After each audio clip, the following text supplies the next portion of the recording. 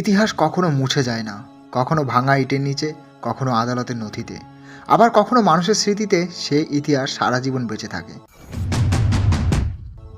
উত্তর ভারতের অযোধ্যা একটি নাম, একটি শহর, আর শতাব্দীর পর শতাব্দী ধরে চলতে থাকা এক গল্প। এই গল্প শুধু একটি মসজিদ বা একটি মন্দিরের নয়, এই গল্প ভারতীয় সমাজ, আইন, সংবিধান আর সহবাসস্থানের। আজকের এই ভিডিওতে আমরা জানব বাবরি মসজিদের শুরু থেকে শেষ অধ্যায়, তারপর আদালতের রায়ের পর কিভাবে একটি নতুন মসজিদ আবার নির্মিত হচ্ছে, একটি নতুন পথে, একটি নতুন অধ্যায় হিসাবে। সালটা ছিল 1528। মুঘল সম্রাট বাবরের শাসনকালে ঐতিহাসিক নথি অনুযায়ী তার সেনাপতি মীর বাকি অযোধ্যায় একটি মসজিদ নির্মাণ করেন। এই মসজিদ পরবর্তীতে বাবরি মসজিদ নামে পরিচিত হয়। এই সময়কালে মসজিদ নির্মাণ নিয়ে কোনো বড় সংকেতের লিখিত প্রমাণ পাওয়া যায় না। ইতিহাসবিদদের মধ্যে এই সময়ের কিছু বিষয় নিয়ে ভিন্ন মতভেদ থাকলেও এই ভিডিওতে আমরা সেগুলো আলোচনা করব না, কারণ আমি ভিডিওতে কোনো রকম বিতর্কের সৃষ্টি করতে চাই না। 1850 সালের দিকে সেই সময় ব্রিটিশদের শাসনকাল ছিল। এই সময় থেকেই অযোধ্যার এই স্থানকে ঘিরে বিরোধের লিখিত নথি পাওয়া যায়। সংঘর্ষ এড়াতে ব্রিটিশ প্রশাসন মসজিদের চারপাশে রেলিং বসিয়ে দেয়, ফলে ভেতরের অংশে মুসলমানদের নামাজ, বাইরের অংশে হিন্দুদের পূজা।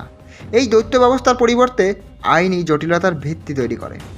তালাবন্ধ অধ্যায়। 22শে ডিসেম্বর 1949 খ্রিস্টাব্দে মসজিদের ভিতরে রামলালার মূর্তি পাওয়া যায়। আইন শৃঙ্খলা পরিস্থিতির কারণে প্রশাসন সম্পূর্ণ জায়গাটি তালাবদ্ধ করে দেয়। এই সময় থেকেই বিষয়টি আদালতের হাতে চলে যায়। এটি আর শুধু ধর্মীয় বিষয় নয়, বরং এটি আইনি ইস্যু হয়ে ওঠে। 1950 সাল থেকে শুরু করে পরবর্তী কয়েক দশক ধরে বিভিন্ন পক্ষের মামলা, সাক্ষ্য, ঐতিহাসিক ব্যাখ্যা আদালতের উপস্থাপিত হয়। 2010 সালে এলাহাবাদ হাইকোর্ট একটি অন্তর্বর্তী রায় দেয়, তবে চূড়ান্ত সমাধান তখনও আসেনি।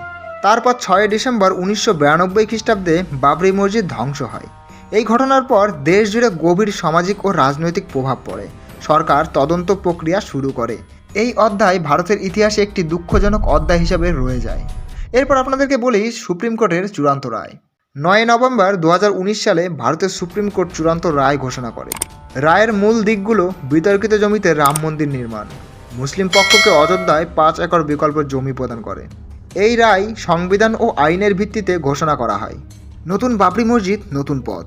সুপ্রিম কোর্টের রায়ের পর মুসলিম পক্ষকে অযোধ্যায় ধন্যীপুর গ্রামে 5 একর জমি প্রদান করা হয়।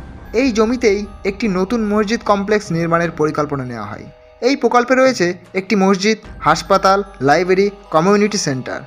এটি পুরনো বাবরি মসজিদের জায়গায় নয়, বরং আদালতের নির্দেশ অনুযায়ী নতুন জায়গায় নির্মিত হচ্ছে। নতুন বাবরি মসজিদ ভারতের অযোধ্যার কাছে ধন্যীপুর গ্রামে 5 একর জমির উপর নির্মিত হচ্ছে, যা মূল বাবরি মসজিদের স্থান থেকে প্রায় 25 কিলোমিটার দূরে। এছাড়াও পশ্চিমবঙ্গের মুর্শিদাবাদে এবং বাংলাদেশের কেরানীগঞ্জের কালাতিয়ায় বাবরি মসজিদের আদলে নতুন মসজিদ নির্মাণের কাজ চলছে। এবার একটু বলি, মুসলিম ভাইরা কেমন আল্লাহর ঘরে টাকা দান করছে।